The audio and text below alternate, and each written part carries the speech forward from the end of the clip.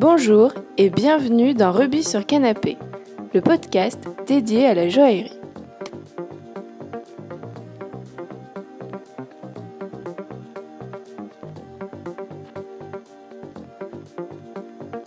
Donc bonjour Tamar et Mounia, merci beaucoup d'avoir accepté mon invitation et bienvenue dans Rubis sur Canapé.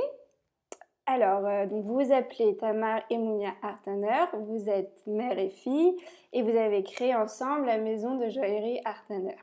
Oui, absolument. Nous sommes ravis aussi de vous accueillir au sein de l'atelier. Ça nous fait vraiment très plaisir d'échanger avec vous. Comment vous avez eu l'idée de créer une maison de joaillerie? Pourquoi? C'est plus qu'une idée. C'est une passion. C'est une passion qui est partagée par nous tous à la maison. C'est mon mari qui est maître joaillier, travaille pour les Grands de la Place Vendôme, une expertise certaine, plus de 30 ans dans le métier. C'est des métiers de passion. On démarre quand on a 15 ans. Donc, c'est vraiment... un certain temps aussi pour acquérir du niveau. Tout à fait, absolument. Et surtout dans la haute joaillerie. Moi, j'ai toujours partagé avec mon mari la passion pour les pierres de couleur, pour les métaux précieux aussi. Il faut dire que c'est quelque chose d'inné, en quelque sorte, dans la famille. J'ai ma mère qui était une grande couturière, donc les belles matières, la soie, le cachemire, l'alpaga, etc. C'est des choses qu'on ressentait, c'est quelque chose qui nous passionnait. Voilà. Et, exactement. Et puis ma sœur aussi, qui a fait une école de stylisme et qui a aussi cette fibre artistique très développée. Et du coup, c'est des choses qui arrivent très simplement, j'ai envie de dire. Mais c'est Tamar qui nous a donné envie.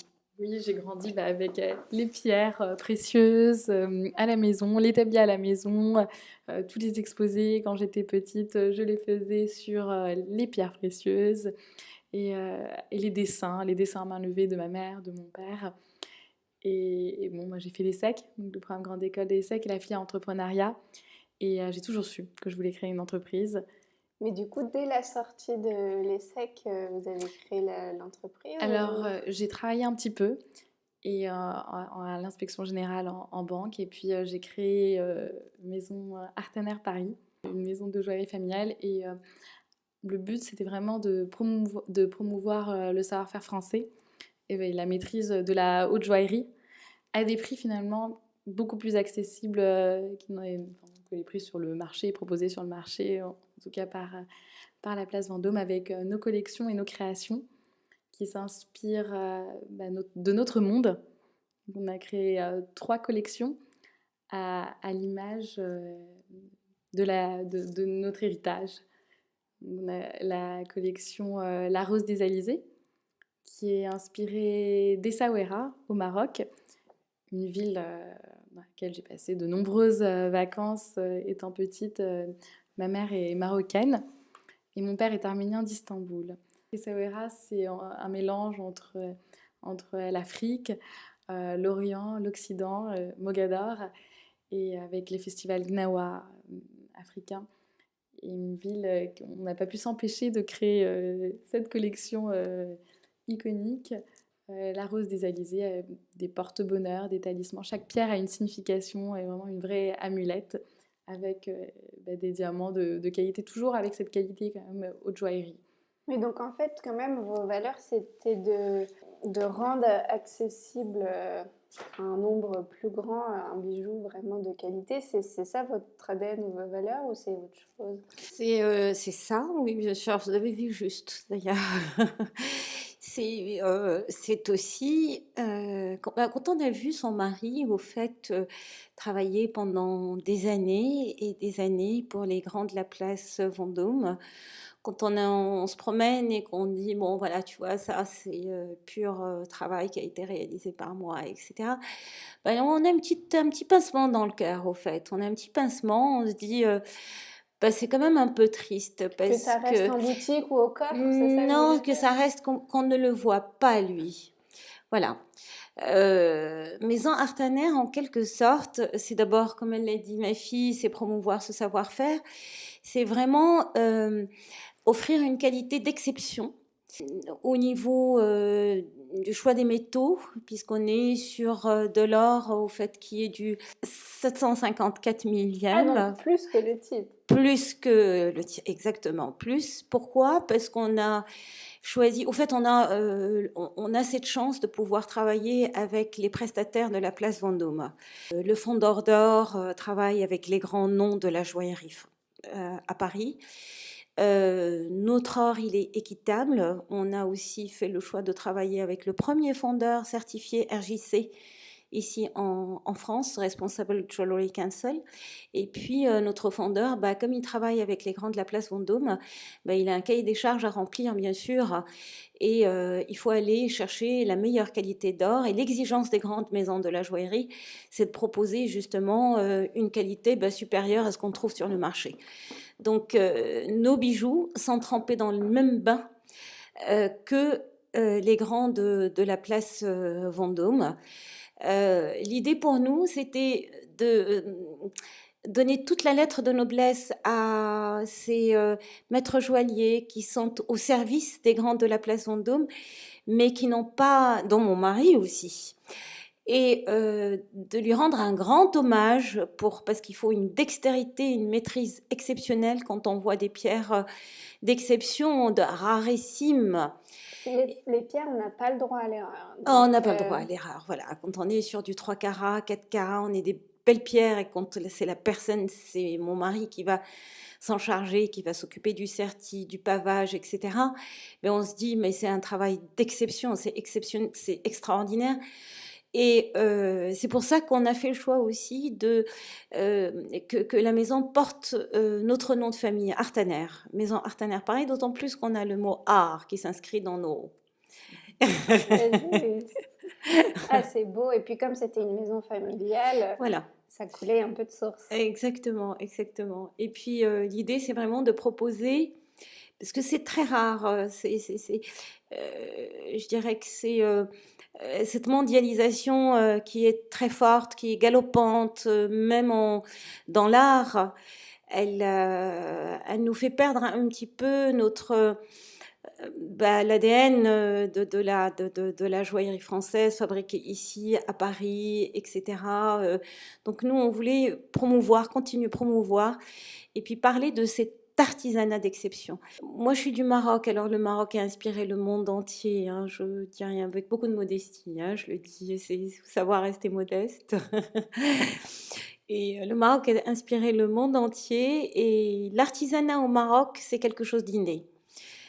C'est une tradition. Les tapis faits main, c'est juste quelque chose de tout à fait normal. Le Maroc est très attaché à ce savoir-faire, et pour nous, c'était juste normal qu'en matière de joaillerie, on parle d'artisanat. Donc, Maison Artaner, ce n'est pas une marque, c'est une maison. Et je reprends une citation vraiment très connue de Yves Saint Laurent, où je crois qu'il disait « Je suis un artisan du bonheur ». Voilà. Mais c'est exactement, on aurait bien trouvé une autre. Mais Yves Saint Laurent, on ne peut pas l'égaler. Hein. Mais pour rebondir à propos de l'or éthique et des diamants, comment ça se passe concrètement? Comment vous faites pour acheter de l'or éthique et de savoir si les diamants, ils sont...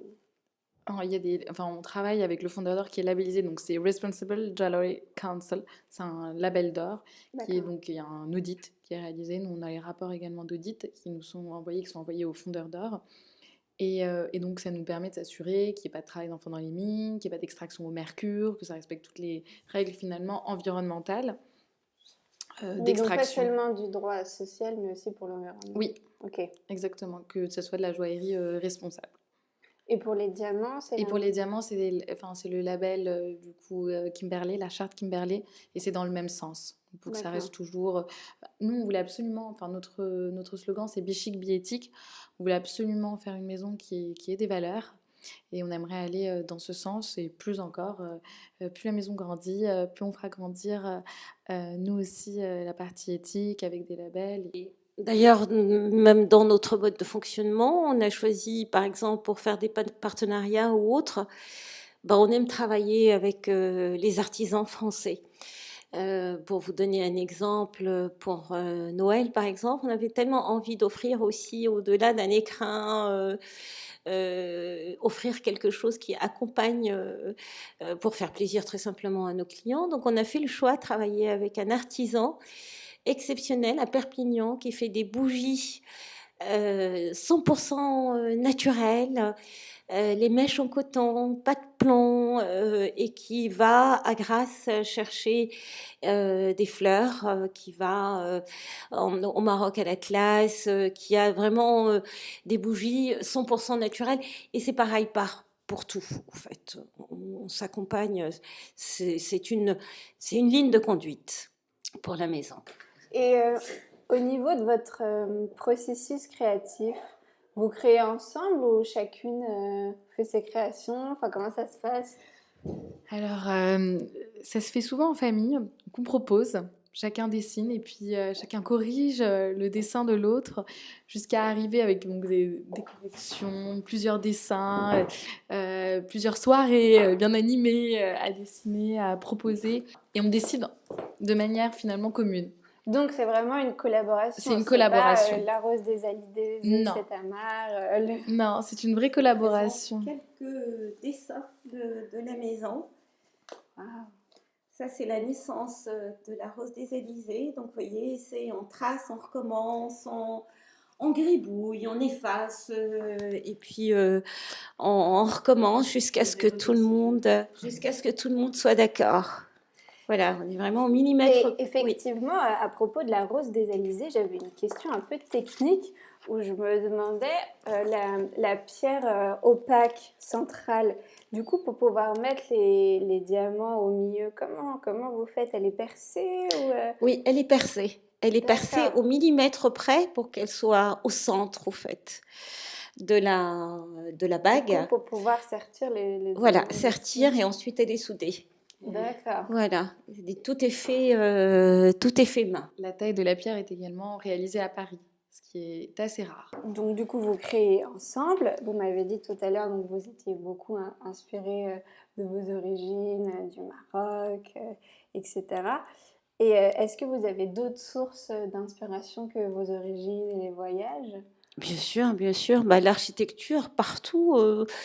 En fait, quand on est sur la création, il faut avoir les yeux grands ouverts, qu'on soit en Espagne, en Italie. On regarde un peu ce qui nous entoure. Il y a plein de choses. Même un fruit, même une bouche d'aération peut être inspirante. Voilà, ça dépend de ce qu'on a envie de faire. Et pour les noms des collections, c'est difficile ou justement ça, vous le trouvez d'abord le nom de la collection et après vous réalisez les pièces ou c'est le contraire bah, ça dépend, au fait, ça dépend. Pour Magic Topkapi, on a passé plusieurs années en vacances à Istanbul, puisque mon mari est arménien d'Istanbul. Et du coup, à chaque fois, on traversait le Bosphore, il y a des vieilles maisons en bois, sont inspirées de l'architecture byzantine, etc. Et on a remarqué ce dessin, il fallait reproduire le dessin. Donc, on a réfléchi ensemble, etc. Et une fois que c'est fait, on s'est dit, qu'est-ce qu'on peut lui donner comme nom à cette collection? On ne peut pas l'appeler le Bosphore.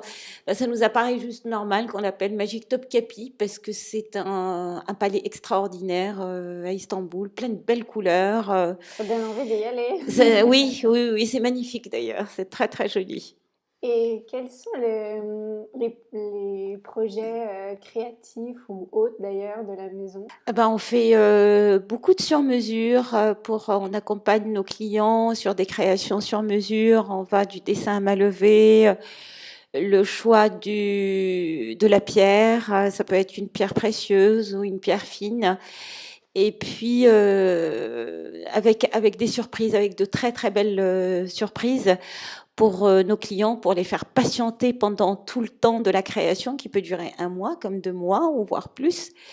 Donc, c'est des petits secrets de la maison pour faire patienter nos clients. Ils adorent ça et nous, bah, c'est des choses qu'on développe comme ça. Et puis, bah, les collections, c'est une première ébauche. Elles sont en train de grandir, de grossir. Plein de choses. Au fait, on bouillonne. Si ça n'est que nous, si on n'avait pas la partie administrative, la partie plein de choses, oh ben, on passerait notre temps à faire, à créer. Voilà, on se dit bah celle-ci aujourd'hui, on va faire un dessin, on va voir qui va valider et qui ne, est-ce que c'est à mal, etc., etc. La maison accueille les clients vraiment dans un écrin confidentiel, niché dans les anciennes écuries de Napoléon Bonaparte. Et on avait vraiment envie de ne pas être en boutique pour pouvoir justement accueillir le client et lui offrir le service de haute joaillerie, en sachant qu'on accepte tous les budgets pour la partie sur mesure. Bien sûr, tant que c'est faisable, dans la mesure du possible. Que les attentes soient en cohérence avec le budget, mais Exactement. vous ne fixez pas, par exemple, en dessous de 5 000 euros, on ne fait rien, quoi. Non, pas du tout. Du tout. C'est un principe qu'on se donne et on a envie de pouvoir continuer comme ça. En tant qu'artisan, c'est compliqué de fixer un budget. C'est très compliqué parce que le client arrive avec une idée. Il fait appel à nous pour notre savoir, il arrive pour une idée. Nous, c'est d'enrichir sa réflexion, de l'accompagner et de voir comment est-ce qu'on peut optimiser son budget, parce que c'est toujours un plaisir, quel que soit le budget, pour l'accompagner, d'abord parce que c'est notre métier, et puis c'est notre valeur ajoutée, et puis s'il fait appel à nous, c'est parce qu'il y a une confiance. Puis donc, parfois, j'imagine qu'il n'a pas forcément d'idée, justement. Voilà, il y a juste une exact. pierre, ou alors Oui. une idée très abstraite. Et tout à votre fait. compétence, c'est de la rendre concrète. Exactement. Et c'est un artisan. C'est tout le... Je dirais la valeur ajoutée d'un artisan, c'est de savoir s'adapter justement au budget de chaque client. Voilà, sinon, bah, il peut trouver une bague, son budget. Il a envie de faire quelque chose d'unique. Et nous, c'est le plaisir de l'accompagner dans ces moments précieux pour lui. Oui, c'est au-delà d'offrir la bague, c'est tout un service, c'est tout l'accompagnement au fait qui nous fait partager ces moments au fait de bonheur. C'est ça qui est extraordinaire. Parce que le premier rendez-vous, il est intimidant pour lui, et puis très très vite, la personne s'ouvre, on parle de tout, de rien. C'est vraiment un échange humain extraordinaire. Et puis on est des confidents, et puis à la fin ils nous envoient la photo, elle est ravie, et puis on revient pour les alliances, voilà. Et tout ça, c'est humainement, c'est vraiment très très enrichissant. Parce que vous ne connaissez ni de loin ni de près. Il prend rendez-vous sur le site internet, et il vient chez vous vous ne pouvez pas lui dire, écoutez, moi, au-delà il faut un budget de temps, sinon je ne peux pas vous accompagner. C'est un peu triste. J'aimerais pas, en tout cas, moi, être traitée comme ça. Voilà. Et vous disiez que les pierres, elles occupent une place centrale dans vos créations. Donc, j'imagine qu'il y a une raison, parce que comme votre mari est sertisseur, vous en avez vu beaucoup. Mais est-ce qu'il y a d'autres raisons, et quelles sont celles que vous aimez particulièrement, s'il y en a ?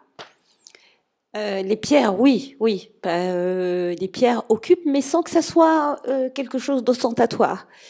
Une pierre, au fait, elle est là, elle est présente, mais la pierre ne peut donner tout son éclat si le serti ne l'accompagne pas, quel que soit le serti, au fait. Moi, après, c'est chacun sa façon de voir les choses. Pour nous, le serti apporte une dimension extraordinaire à la pierre. Encore une fois, notre maître joaillier, mon mari, ton papa, au fait, il a une façon de sertir qui est extraordinaire. C'est-à-dire que la bague double de volume avec son serti. On aime beaucoup le serti 1000 griffes. Je trouve que ça apporte une délicatesse et une finesse incroyable au bijou, parce que là, on a l'impression que le bijou est totalement dentelé, c'est de la dentelle.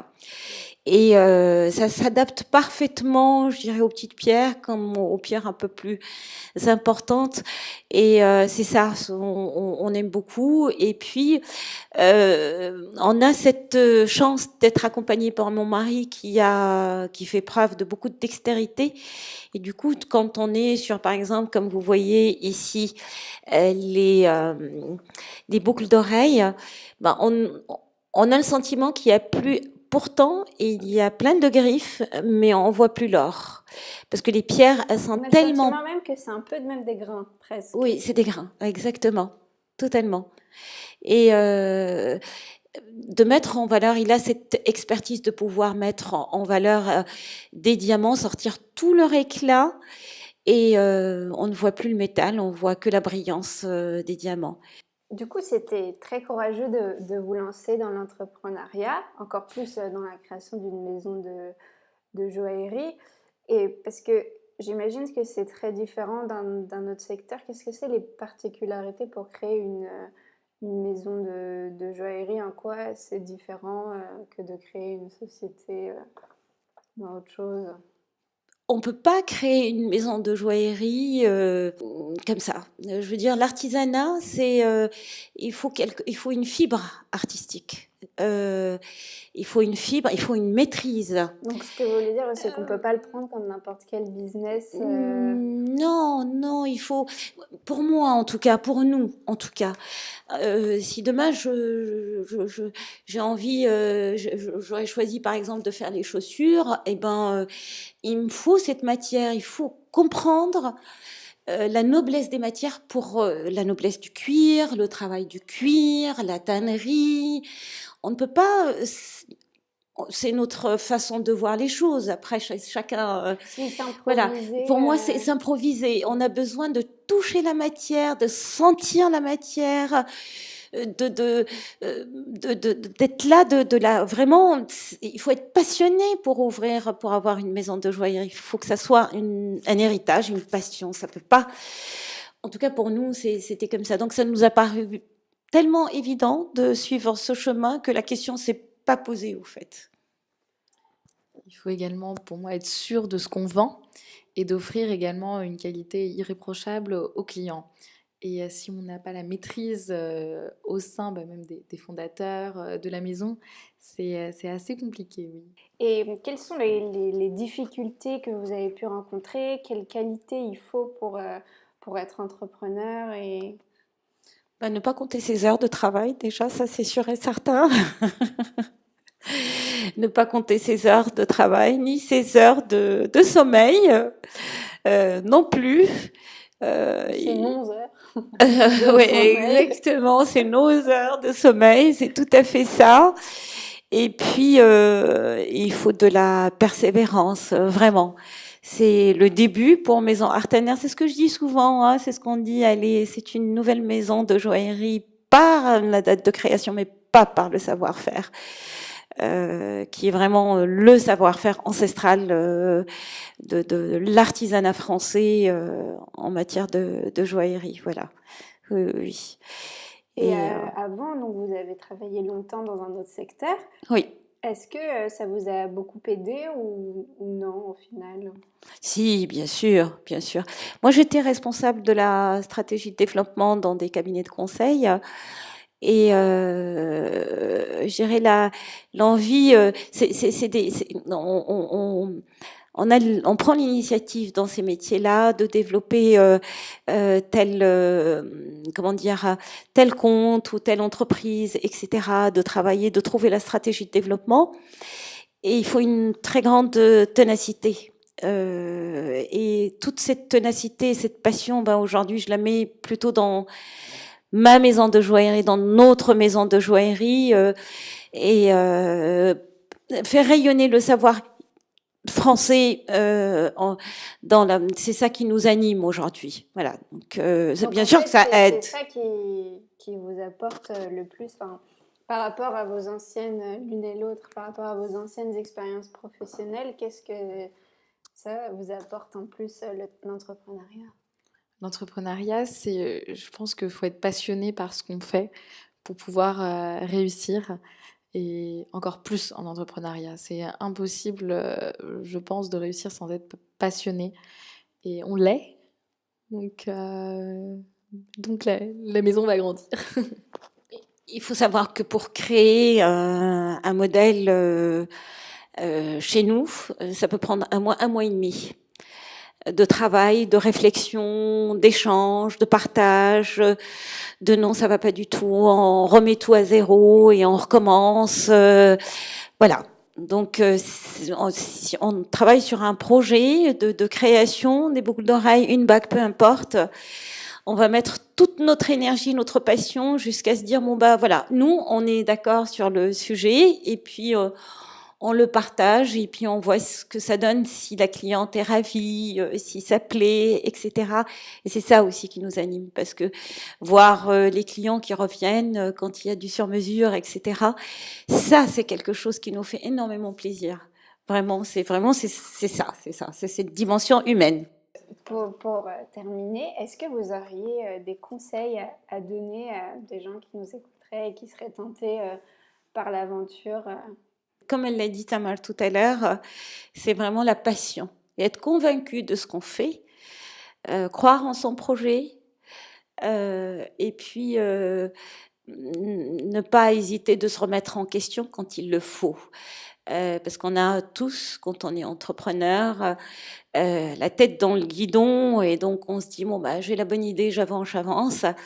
Mais moi j'ai cette chance-là de pouvoir travailler avec ma fille qui me dit tous les jours attention Oui, maman, il y a une petite erreur. Vous êtes plusieurs, donc oui. c'est plus facile de se remettre en question que quand on est seul. Voilà. Donc pour vous, ce sera donc un gros atout de se lancer à plusieurs plutôt que bien seul. Bien sûr. Se lancer avec une personne en qui on a totalement confiance, ça c'est sûr et certain. Cette chance-là de partager ça avec mon mari, avec ma fille tous les jours, même si on n'est pas d'accord sur beaucoup de choses, on est d'accord sur énormément de choses. Et c'est ça qui compte. Mais c'est bien aussi le désaccord, parce que ça ben oui. Non, elle ressemble à sa mère, mais pas totalement sa mère. Donc c'est ça qui fait la continuité.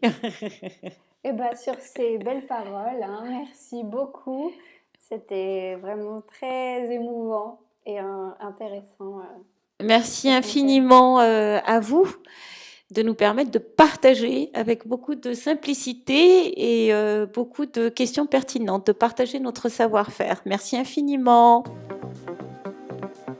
Merci beaucoup d'avoir suivi cet épisode.